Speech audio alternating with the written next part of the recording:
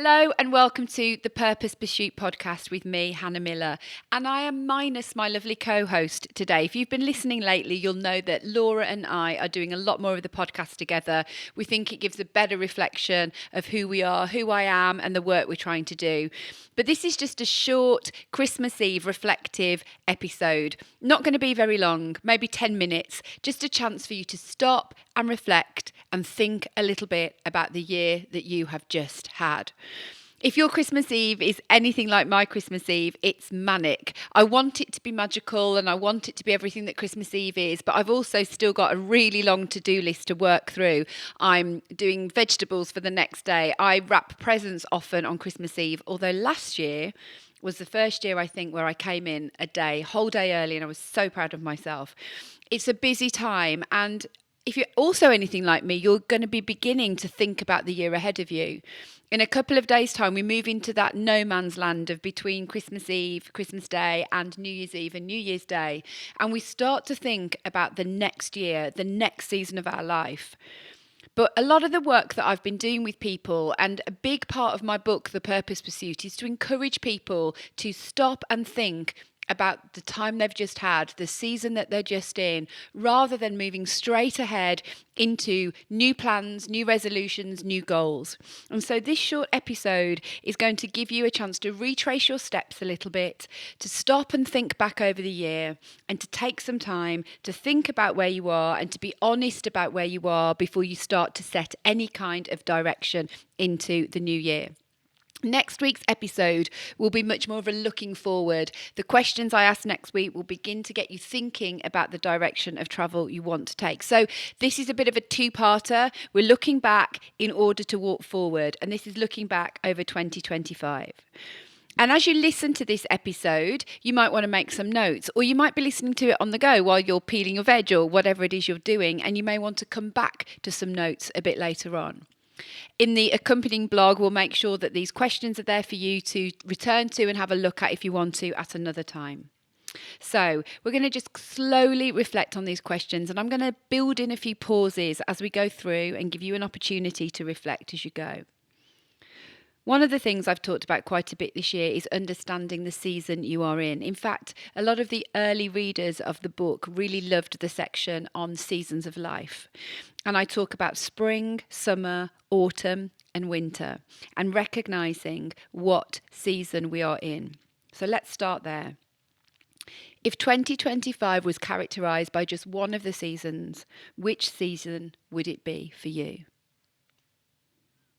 What were the signs that made you realise that that was the overarching season? And were you hoping that it would be another season entirely? You see, one of the things we have to do when we're thinking about how life's been is, was it as I expected? Was it better than I expected? Or was it more difficult than I expected? And I think go with your gut when you're thinking about those questions. You know, which season is really, really part of this year that, without thinking too hard about it, felt that it was very much your year? What part of your life last year surprised you? Where did new beginnings appear that you didn't necessarily expect? So even if your overarching season wasn't spring, were there some new beginnings that you didn't expect? Where did you grow more than you are giving yourself credit for? That's the summer. Where did you grow more than you are giving yourself credit for?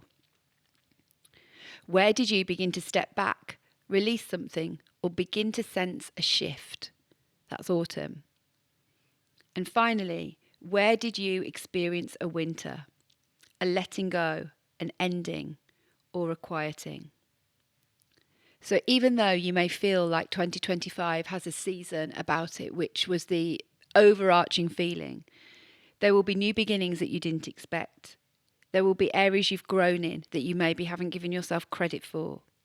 There will be things that you have released, stepped back from, or sensed shifting. And there will be winters, letting goes, endings, or quietings that you also need to recognise. Another thing that we talk about in the book and we refer to a lot on the podcast is times of transition, when we are in between one thing and another. So let's have a think about some questions for that. Can you name a moment when the early sunshine of something new suddenly turned to fog? What felt confusing or disorientating, but now looking back was actually transition? Where did you underestimate how far along you actually were? You see, one of the things with transition is that we feel very lost and we feel in a fog, and you might be in that right now. But when you're in that season, you are moving towards something new, but you don't know how far through the fog you are. You don't know when that moment of clearing is going to come. And it's so important to reflect on periods of transition that we've just had, because then we can spot them as they come up again. What about some shifts you've made in your life? Where did a small habit, decision, or attitude, or a shift of attitude, take you either closer or further from where you hoped to be? And I think it's important to reflect both ways. What have you done where you've incrementally shifted and it's had positive return for you? And what have you done where you've incrementally shifted or made different decisions which have moved you further away from who or what you hope to be or do? Where have you wandered a degree or two off course this year? Where have you gently course corrected? And where are you right now? How close to the course you want to be on are you? Where do you need to make some course correction? This bit's important to consider about the entirety of how we feel about our life and the activities and the things that we are doing. In the book, it's a life pie exercise, but in short, we're going to think about that as we look back over the whole year of 2025. What part of your life brought you the most energy this year? What part of your life drained you more than you expected? And what needs your compassion and not your criticism right now?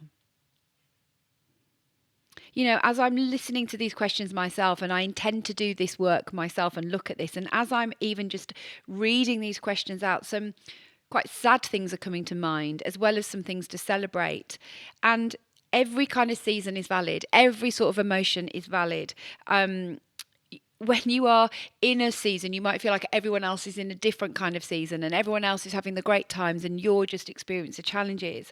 But I hope as you spend the time reflecting on this, more than anything, you can do some learning about what you did well, learning about what you maybe wish you'd done differently, and learning about the person that you are and the things that you have been facing or been challenged by this year.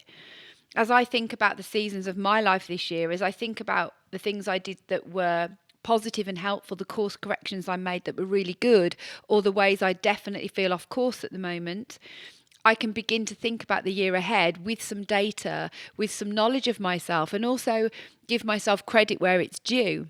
And so I'd really encourage you to listen back to this podcast, maybe press pause every so often and write your thoughts down, or talk about it with a friend or a loved one.